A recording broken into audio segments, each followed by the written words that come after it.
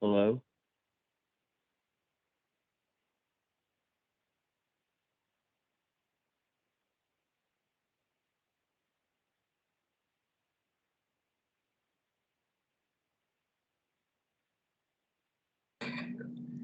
Hey guys, we're just we're waiting on one person. We'll be started here in just a couple minutes.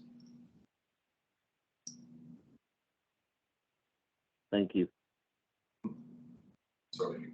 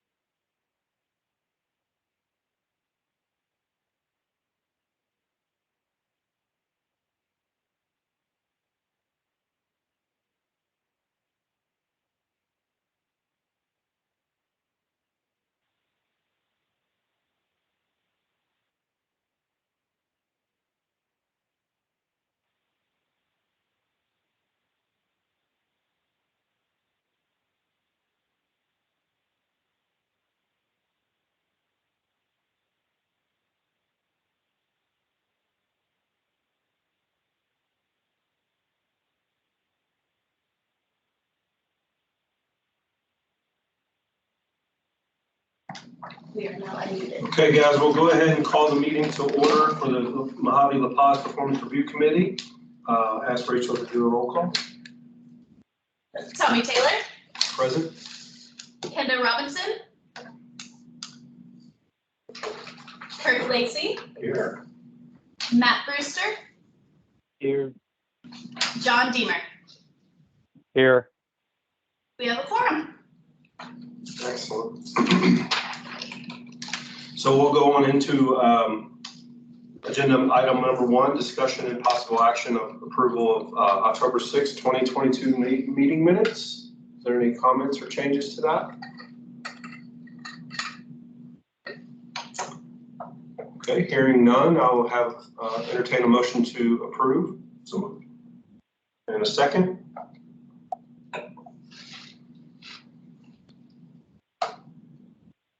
I'll need someone on the phone.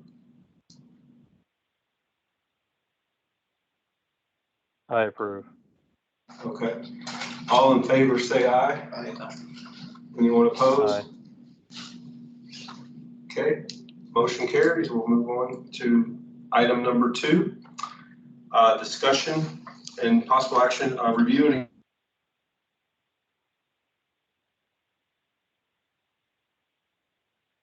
Taylor, this time I'm going to ask the workforce manager, Sarah Nagarro, to walk us through this, please. Thank you, Director Smith. Good morning, everyone. So with our adult numbers starting for those reports, we can see a decline in enrollments from active to enrolled throughout actually all programs, but I'll start with adult. Specifically, the people through July, August, and September, anyone that's actually in those areas were actually exited in the previous program year. So we did a cleanup to where we are strategically exiting people as they come into the program, get their certificates, and exiting them within 90 days. Should they maintain employment, if there are any issues, so that we're not holding on to people or having what I like to refer to as dead caseloads. We don't want to have individuals that are just sitting on our caseloads that we're not appropriately providing services to. So with that, we have decreased and we've lessened the caseload so that it doesn't feel like, oh, I have a million people that I'm holding on to ongoing where it really shouldn't be. You can see in Kingman, those numbers still, although they declined, are still pretty high. That's directly related to the fact that we have 2 job center technicians and 2 adult reps versus the other areas where we only have 1 job center technician and 1 adult rep in those areas. So I would expect those numbers to be significantly higher. And Kingman is the flagship, so I would expect those to continue to increase. For spending, we have additional OJTs that are actually on here, and you can see them in the obligation tables that haven't hit. For October, there is a blank spot within our OJT. That is because we didn't receive an invoice appropriately, and that will remain link until the expenses are actually completed. So it'll probably show October's numbers for that on-the-job training into January or February when the invoice is actually completed and closed out, although it was for their October period of employment. Sarah, could you hold on 1 second? Yes. Could you make the screen just a little bigger? I don't know if anyone else has trouble seeing it, but I don't have a problem speaking up. So whenever I make it bigger, it does this weird. Oh, Okay, all So right, that's why. there we go. A little bit better. that When I works. scroll, It gets very finicky as soon as you, Yeah. increase the size. and when I scroll, it goes weird. Cuts off the. It pulls this down to here and it cuts off what our numbers are. I can go over those exact numbers. Thankfully for me, I have terrible eyes, so I printed out for myself. Be the first to admit that, I'm okay with that.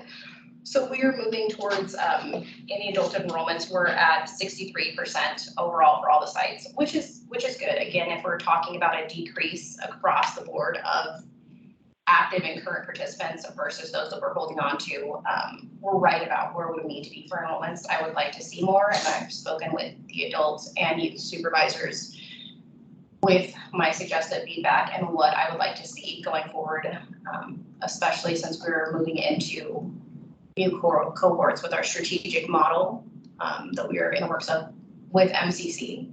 We would expect to see a lot of that change with a lot of the things that we're rolling out with them. We did increase our total training. July, August was much slower and we started to hit our invoice marks within September, October, and November. We did have a slight decrease. I would expect that when we see December, we'll also see that it slows up during that time. There are breaks during holidays and whatnot. The biggest problem that I am seeing is specifically in our supportive services. We've seen huge increases in inflation and we need to be able to support the people in our community as effectively as possible. And if we have those funds, we want to justify it and make sure that they're taken care of, because I think we can all agree that a dozen eggs over $9 is a little bit much right now. So with just basic needs, cell phone, gas, those other things need to be supported. Moving into dislocated workers, these numbers are significantly low. And our current total of dislocated workers is higher than it's ever been. We have 25 right now in our program, but we have spent very little amount on them. It's not really, oh, you gotta go down again, Rachel. So the number for October and November of what we spent in WEXs, OJTs, or ITAs for October was $742, for November was $371, and those were for a specific WEX. It's extremely low, and oftentimes with dislocated workers, we don't have WEXs or OJTs because they have comparable skills and they're needing just direct placement. Where we should be providing additional services is whether they're needing certificates or upskilling to go into another placement. And so we're targeting those 25 individuals right now and going through it fine tooth and comb and saying, what do they need and what is it that's stopping them from going back into the workforce? Again, support services, extremely low in dislocated worker. We've had 3 warrant notices go out in the state of Arizona just this week. I expect that we will be seeing them in Mojave County very quickly. And with that, our business service from the state and county are going into different businesses, outreaching and trying to assist as effectively as possible. We've also been able to adapt an incumbent worker contract that is developed from the city of Phoenix, and with that, adapting it here into our local area should be able to support a lot of those businesses now moving forward with the training opportunities and providing them a lot of that additional upskilling of their staff that they probably need the financial compensation to do. So that's how we were planning on targeting that specific issue. Any questions on adult or DW this time?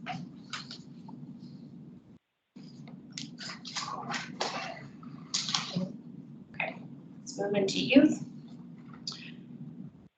Youth enrollments, our percentage is only at 26.75%. We have seen a significant decline in youth across the board, and we are in the schools. We're doing a lot with the schools and our probation departments.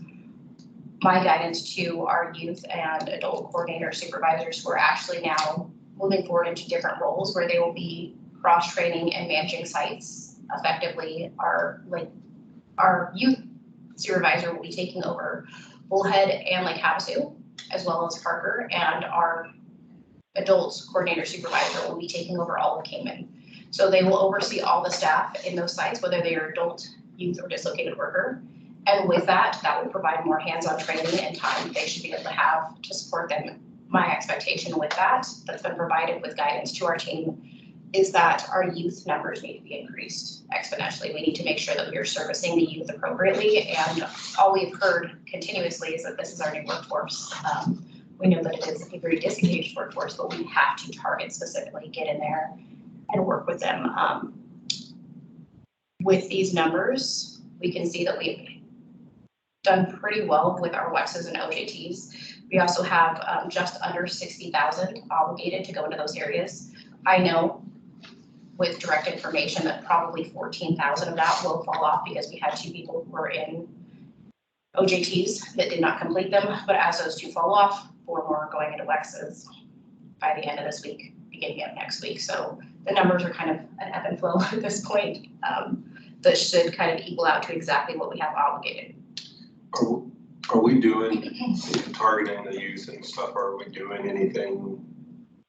I know job fairs, stuff like that. I mean, what are we doing to target them? So I was actually in this my previous experience as a youth supervisor. I went into schools with some of my contacts and said, let me talk to your kids in these different areas that are going to be seniors that have no idea where they're going. So I went in with one of our career coaches and talked to 5 different classes in one day, and most of those kids raised their hand and said, I need to go to community college.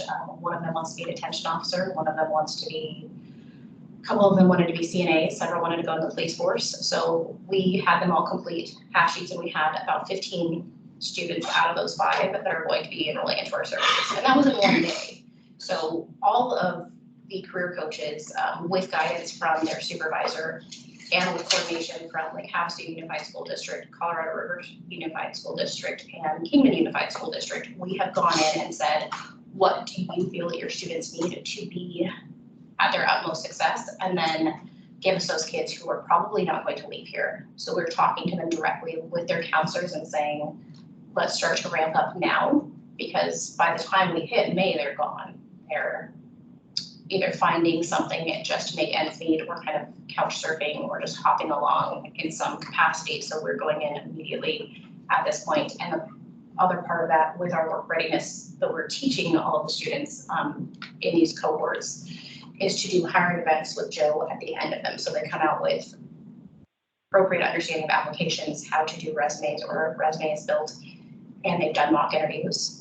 And then they will go directly into these hiring events where they will be able to be paired directly with employers in those areas. And then the other capacity is working directly with those counselors where we have kids who are completely disengaged, where when I'm in a classroom and a student has no problem saying, education, I don't want to be here at all.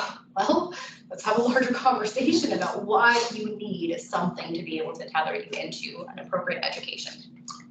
Do you feel like the counselors have a good grasp on what you're offering? So there has been a huge staff change. I would say 2 years ago, yes. Now we are retraining everyone on what we actually do. And that's going to happen with a lot of different organizations. So it's letting them know all over again, this is what we're here to do and how we're here to do it. And we're not asking to pull your students out. We don't want to take your kids out of school. That is the last thing that we want to do. But if they're not going to be here, if they're not going to get their education, then let's pair them with additional resources to provide them that support. And if they decide to come back, absolutely, we want them to do so. But we want to at least provide an additional resource. And last year we actually had folders that went out to all the schools with resources from our agency, WAVE, AZYP, MCC, AWC. So we had different available resources and supports that went to those, where the counselors have those ready and available in their office to hand to the students that are saying, I'm 16, I don't have to be here. Nothing legally says I have to be here. Well, if that's how you feel, here is this resource packet and this is what's in it that can help you get to where you need to go. And that was very successful. So it's just reinstating that again and again and again. And tell everyone is aware this is what we're here for, this is what we're here to do, so that the schools feel supported as well as the students and the parents. And we did have a bit of an uptick in enrollments right around the September month, maybe even into like August, because students went back into school. And a lot of them said, I don't want to go back. I had 3 months off, and we just went through a very weird scientific experiment of A/B schedules or intermittent schedules.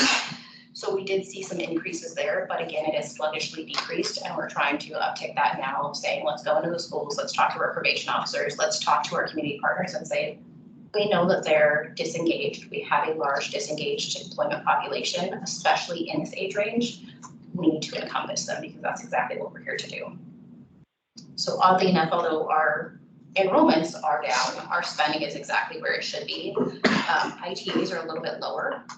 Again, we're expecting to see an increase in those because we have a strategic plan in the works with MCC, and we have a lot of younger students who are going to be going into different training opportunities for welding, nursing, CNA, and those areas. Support services had exceeded the mark 3 out of these 5 months. There was a significant decline in October. We did have some staff changes, so I expect that. We are currently where we need to be with staffing. I believe we have 1 position open, so I expect this to change dramatically going into the new year. Any additional questions on adult dislocated worker and youth enrollments, reports, expenditures?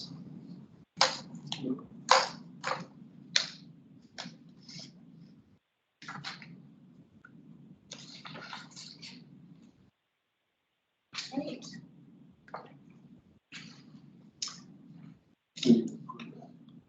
Okay. So hearing no other comments or questions, I'd like to entertain a motion to approve the reports for adult dislocated worker and youth. So I have a motion. I need a second.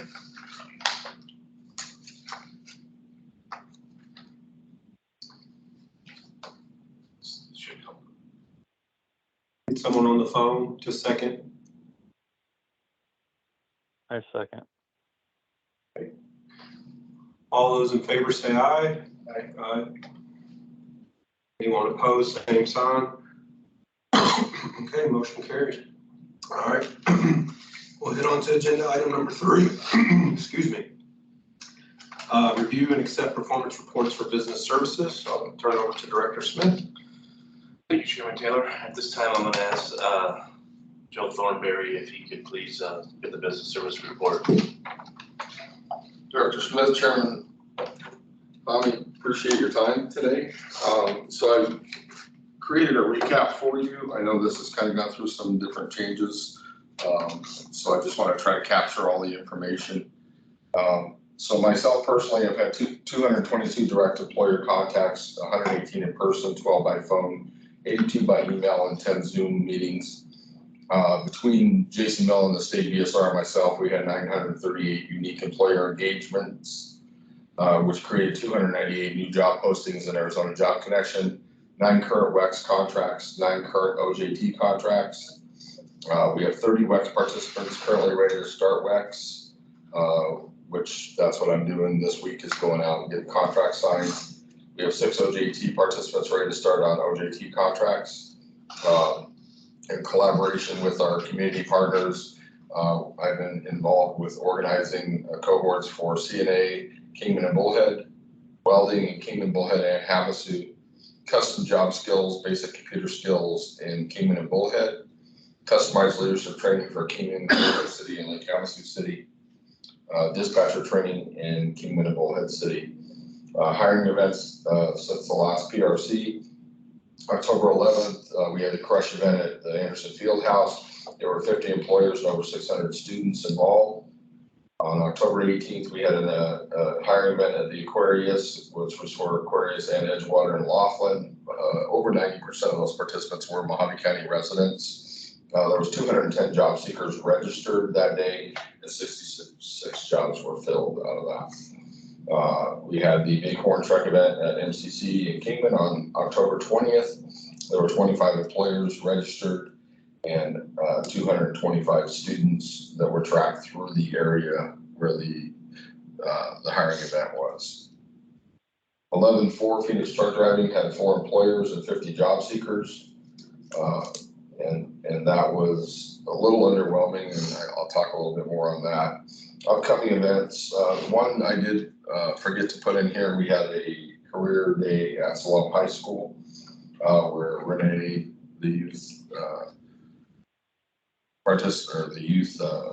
career coach in Havasu, and I went down to Salem for the day. It's pretty phenomenal. We had a dozen businesses or organizations that showed up. We had 60 juniors and seniors that came through, and we got 44 people referrals for follow-up out of that. So that was amazing to see in that outlying of an area. So we have some great follow-ups for that, some opportunities for some WEXs, and actually some internships through the electrical union down there. Upcoming events, KRMC professional development event on the 19th.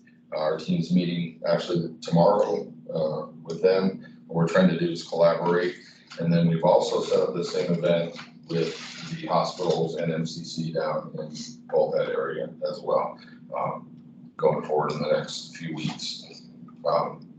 Upcoming event also, Phoenix Truck Driving, I didn't put on here because I didn't have it in my calendar for some reason, but on the 14th of this month, we have an event from 10 to 1.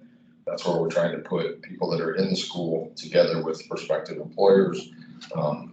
We're also, Jason and I, along with Jeff at Phoenix Truck Driver, are planning a huge event. We're gonna have 30 non-over-the-road CDL companies. So all your, construction companies, your equipment rental yards, your concrete companies, everyone that uses CDLs but not in an over-the-road capacity, we're gonna bring them together out there at MCC. We're gonna have a big guest for the day and drawing all the folks from all around because we're doing good success with Phoenix Truck Driving, but a lot of these folks would rather not go over the road. So we want to bring those employers together, and that also increases their on-the-job training.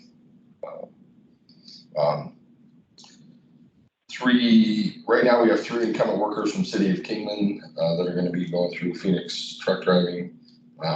As Sarah was mentioning with the new incumbent worker contract. I just really want to thank Sarah, because I've been able to go out with the youth teams at all of these high schools with Wave JTED. What we've developed a survey for the kids to say, who do you want to see at the hiring event right before you graduate? The response has been tremendous. So rather than us going out and getting a building full of people and watching everybody walk by them, now it's going to be the people that have jobs that are willing to take those students directly. And to Sarah's point, that's where the engagement has really happened. I mean, I went to the Havasu, I've been to one of their classes there, a couple here in Kingman.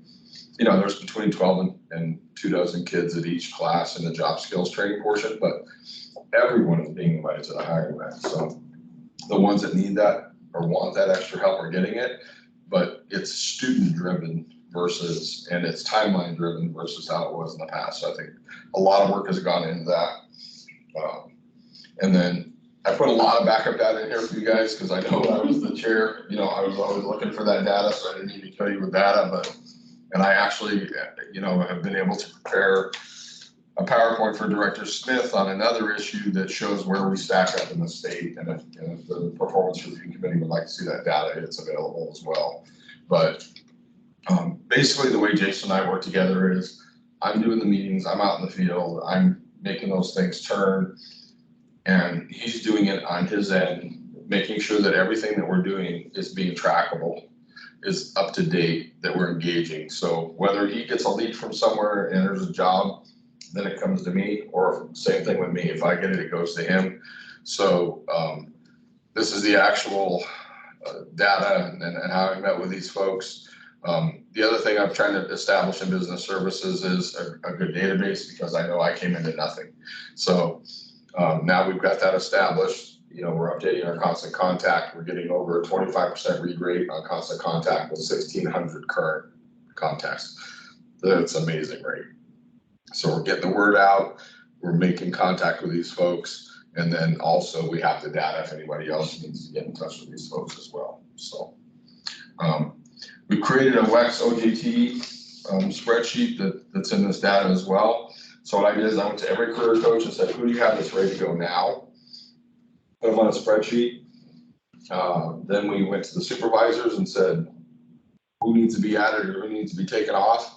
And this was our working spreadsheet. So right now we have 67 that are either already engaged. If they're green, they're already engaged. If they're red, it failed.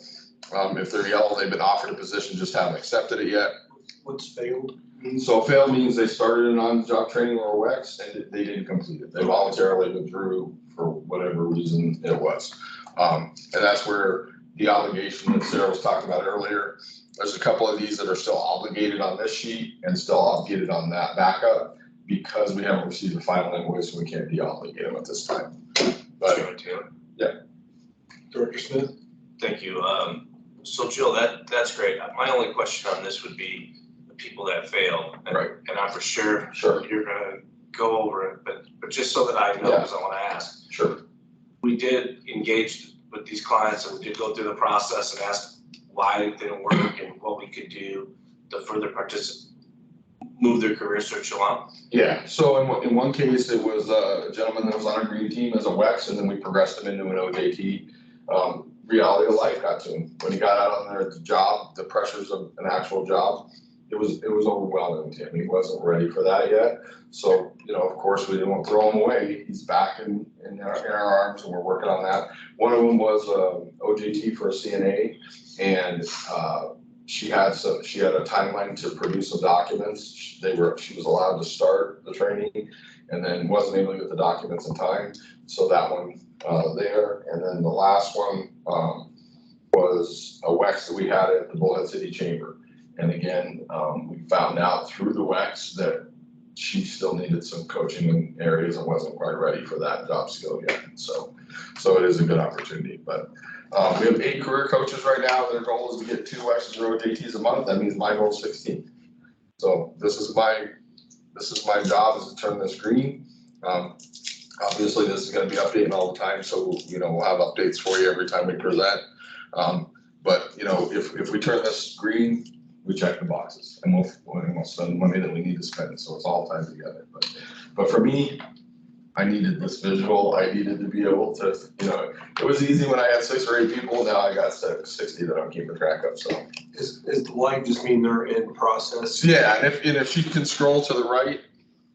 So what we've got is what they need, what they're looking for. So what their barrier is, what their goal is. And I apologize, on the original, it held the top. And then over here on the very right-hand side is where they're gonna go. So if it's blank here, this is an opportunity that we still haven't established.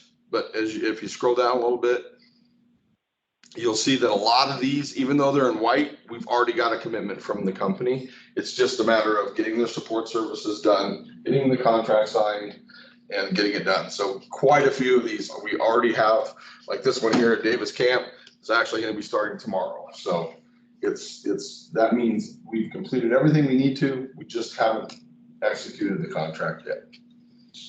Excellent. So any questions for me? I think you just answered it, but I hate to ask Rachel. Can you go back to the very first page? That was very, very first page. Yeah. On my overview? I think you answered it, but I just Sure. want to make sure. So in the, can you scroll down just a little bit? So 6 OJT participants ready to start. Are those ones that we're still looking for opportunities for, or just what you just explained that Right. they haven't started yet? Right, yep, exactly. So the 30 and the 6, those 36 right there, that's what I'm doing right now this week, is going out and getting the actual contract signed. We're really trying to think out of the box from what we did before. Give you a great example. We have a young man who wants to be a motorcycle mechanic, and he's gonna do a WEX at Anderson Ford. I said, what about Harley Davidson? So we went to Harley, had to meet with a district manager, runs 27 stores, can't get a hold of him. Finally got Ben, the general manager here, thrilled to death to do it. So we're trying to really give them a path. There's gonna be some times, especially on the WEX side, where we're just trying to get them the skill set, have something to put on the resume to help them get a job. But on the on-the-job trainings, we really want them to be able to progress through that, and we want to make sure another young gentleman that is right now, he's 5 months away from being able to be eligible for a CDO. So we're gonna start him as a WEX, he's gonna get his CDO, and then he's gonna get an OJT, kind of an apprenticeship model, pre-apprenticeship and the training and on-the-job training. And it's gonna be for Lewis Equipment Services, so he's gonna start out as a laborer, then he's gonna get a CDO, then he's gonna learn equipment operation, and then eventually he'll be moving the equipment all over town, or he'll be running one of the rock trucks or something like that. So that's what we're trying to do. We're trying to make it make sense. Thank you. Chairman. Go ahead. So Joe, I just want to say thank you for the presentation today. Thank you to the Business Services of Arizona at Work. That what you guys are doing is amazing. I want you also to be aware, I've shared this twice with senior leadership of the county at our management meetings, because this is powerful information. You guys are really doing a great job out there.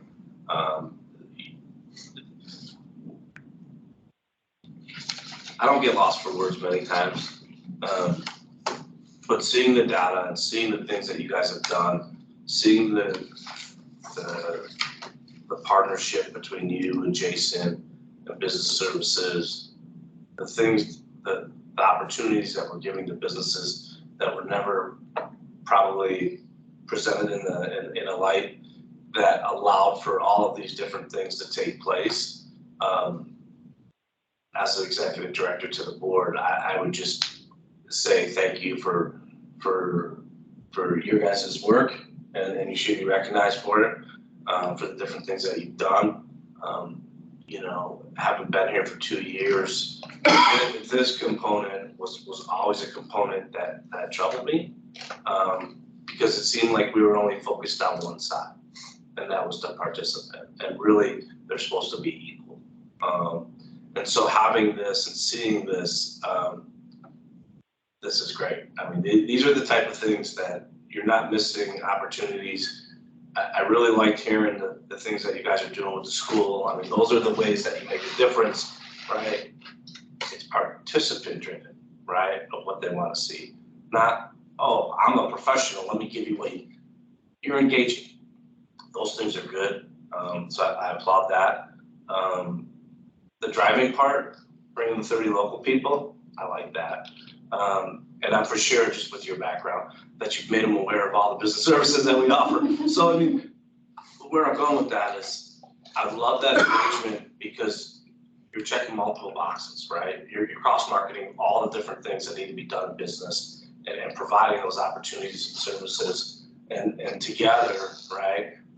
And just to circle back and close where I'm going with this, together, I see in the new year, more board driven, but just to share the way the partners are working, right? Because it's not Title 1B, go do business services, right? That's just, it's not Title 1B, go do this in the community, right? It's Title 2 with our community ed, right? Providing those services, right? Title 3, you know, influencer. So when you go through that, just bringing all of the partners together and seeing the way you've done that and being at different places and hearing from other professionals within the state of the way you guys are doing things, because it has come to me, right? We have been, I've received, you know, praise and comments, you know, and I want you guys to know those things. If those things are, as a board, when we move forward, those are the things that I think taking upon that and building it is great. So you know,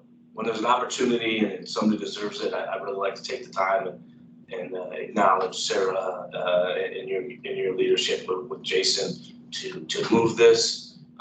You know, you came in, you know, I want to say 4.5 months ago, really hit the ground running and look where we're at.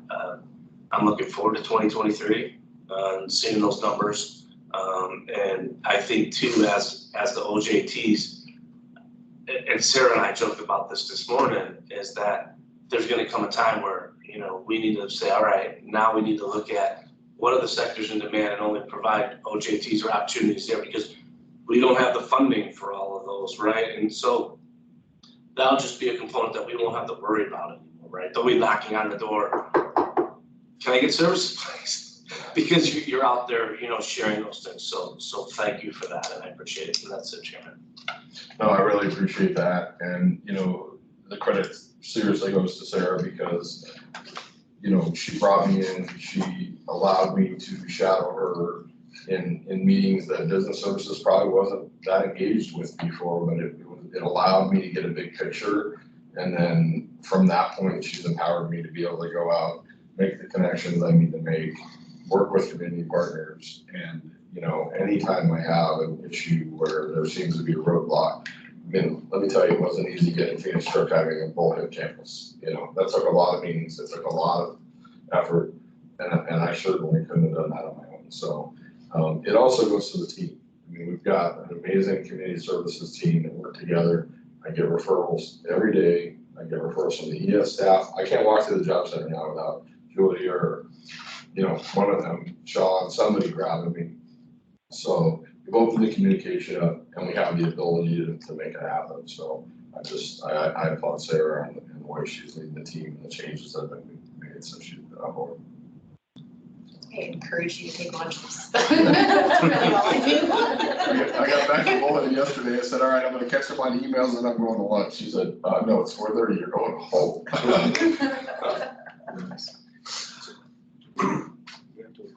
Just accept it. Okay, good. So we'll need to accept this report for the business services. Do I have a motion to accept the report? So moved. Do I have a second?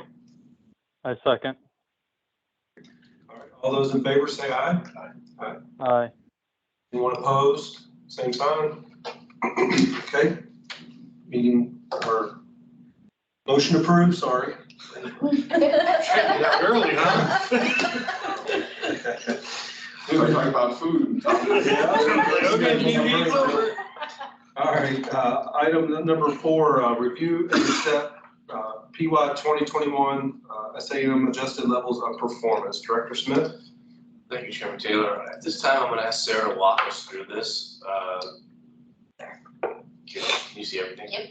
So at this time, I'm going to ask Sarah, the workforce manager, to walk us through this and give us an update, please. Thank you very much, Director Smith. So our SAM is the statistical adjusted model that comes from the state after we have our negotiated performance measures. So the state comes to us and says, hey, this is where we feel you should be, or this is where the state is. We let them know where we would like to go, and then we negotiate that to certain terms. After the program year has ended, the state comes in and says, well, statistically, this is where you should have been. And they then create either an increase or a decrease in those areas after the negotiations have occurred. Specifically, you'll see a big change in dislocated worker, where we had a pretty low mark of 8,000 is where we had negotiated that to. They came in and said it should have been about $2,500 above that, and they wanted us to be at about 11,000. Our actual performance out of that adjusted model, where we actually met our negotiated level but did not fully meet the 11,000, still put us into an area where we had gotten very close to the 90% mark of that adjustment for the overall state. Quick question. So it sounds like what you just described to me will never really hit a goal because you'll negotiate one and we would have been over, but then they move the goalpost. Not necessarily, So, but also yes. Chairman, Yes, Dr. Smith. thank you. So this model is based on multiple years of information. We've negotiated this, and really it takes all of that in. So it was the supervisor, the chair, myself, and Sarah in regards to negotiation when we met. But I want to make sure that everybody's aware of that. As well with this, they're not going to hold us to an account this year. But moving forward next year and so forth, they will hold us to account because the statistical data will pan out, right? So they had the couple of years that they used, and they're using this year, and then they gave everybody a pass, and then next year, it's my understanding that there'll be more held to account. But we should meet the measures, right? Them moving the goalpost really shouldn't change to a point where we're not meeting our numbers. And when you look at it, it wants to be an accumulative of 90%. So just because you're missing the one, right, doesn't mean that you're gonna miss your overall program performance. I think the adult is 95. 95.2 is where we succeeded for our overall measures for our adult. The areas where we struggled and we did not meet the full percent was within our credential and MSGs. And those are very fun and tricky. So MSGs and credentials within the system, we are finding is an input data problem. You have to have an MSG that is added into our state system of record, AJC. Your outcome measures, once that person is exited, has to also show that they have attained that credential. Their S&T also has to close out for that credential, meeting the exact same date of the MSG and the outcome. So if any of those 3 data points are not linked correctly for a credential, we will not meet that mark. It will say that we did not get that person their CDL, they did not do what they need to do. MSGs are during the entire program year. And I expect that our MSGs for adult should be significantly higher, specifically because the people that we put through GED, CDL, welding, if they go into the class at this level and they do a pre-test and their post-test shows that they are higher, that is automatically a skills progression and just again has to have the data input into that area. Those should be significantly higher. We should not have not met that 90% mark. But overall within the adult program, we did succeed. We did meet and exceed our mark. Within dislocated worker, the only area which you pointed out was specific to those median wages where we actually met and exceeded our negotiated goal. And then with the SAM coming back in, we did not meet that at the 90%. We missed it by 6%. The rest of that area, we exceeded the entire DW program at 105.7 for our overall score. The only area in which we did not meet our 90% and we missed it by 0.4% was our youth program. And you can see that that is definitely related to, again, that credential and MSG. A difference specifically for youth is that if they gained a credential, unlike adults where we can add that in there, if they did not go to work in 2nd and 4th quarter, that credential is not reviewed as completed. So they can get their CDL, they can get their GED, but if they are not employed and we are not showing projected wages in those areas, their credential is null and void. So do we have anything in place to make sure that doesn't happen? Continuous data review, pulling reports on a weekly basis and going in and making sure that the information, again, in those data point areas are complete as they need to be so that it is populating appropriately to the state. It's tedious, it's a lot of work, but it has to be done so that we can show that we are doing these things, we are meeting these marks, but it has to matriculate into their actual reports. And then also youth are very, very difficult. We may have them working for 6 months and then something happens and they are completely derailed. The benefit to our youth services during follow-up is that we're allowed to still spend supportive service dollars. So we can kind of bait that hook back in and say, what is going on? What is happening? And so it's being more strategic in our follow-ups and saying, we are just ending Q1, where are you? And if we haven't gotten a hold of you, then we're going to utilize our release of information and contact the last employer that you had. We're going to request that from someone so that we can gather that. And if they're in another state, we can also get it from another area and we can actually manually input the data. If they're working in a 1099 situation, we can get a self-attestation and add in that data. But it's continuously adding it in where it has to be so that we are able to meet those marks into more appropriate areas. And youth, in comparison to the other areas, not very far off from adult, but it is a much lesser percentage that they want us to meet because they know that that's a difficult thing, and especially when you're trying to get not just one credential, but 3 points for them to equal out 1 to even meet that measure. So that is where we are at, and barely missed the mark by a hair, but we did. And also, Chairman, I'm sorry. Go ahead. Also, just so that everybody's aware, right, it's 90% of the goal of what we negotiated, right? So when you're looking at it, realize that's how you can see it's higher than what it is, right? Because we are achieved over it. So they would like to see 90% of whatever goal. So if you look at, adult employment 2nd quarter, after exit, it's 71.4. So it's 94% of that goal is where we met in regards to that number, just so everybody's clear. Because I know when I first saw it, and I'm like, wait a minute, how do we get more? A couple of years ago. So just to make sure that the board is understanding as well, that. That's all, Chairman. Chairman. Go ahead, Joe. Yeah, just to get some historical data, like Director Smith was talking about, this is fairly new and, you know, 7 years ago, we didn't have this. And now as that data builds, as these SAMs continue, there should be less and less adjustments moving forward so that the board will have a better negotiating starting point because the data that's now been collected over a 3-year period, it'll be easier to have a good starting point in negotiating rate so that you don't have these, you know, I mean, yeah, I mean, you got a minus 15.9% in employment fourth quarter for adults. That means that the old model was really broke. So as they get this adjusted, there won't be these big swings. Okay, thank you.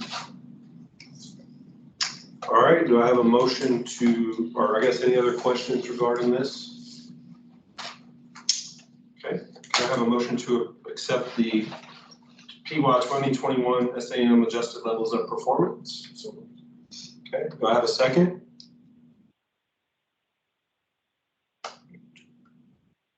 I second. Okay, all in favor say aye. All opposed, okay, all opposed, same sign. Okay. Moving on, motion carries. Performance Review Committee announcements. At this time, is there any member who wishes to come forward with their announcements? Anyone on the phone?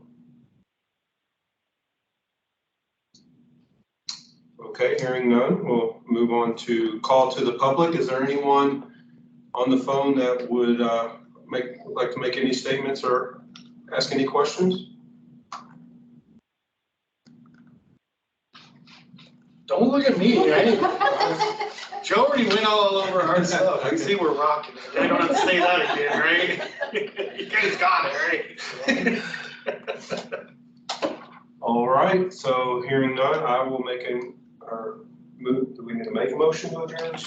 Okay, I will move to adjourn this meeting. Thank you guys on the phone.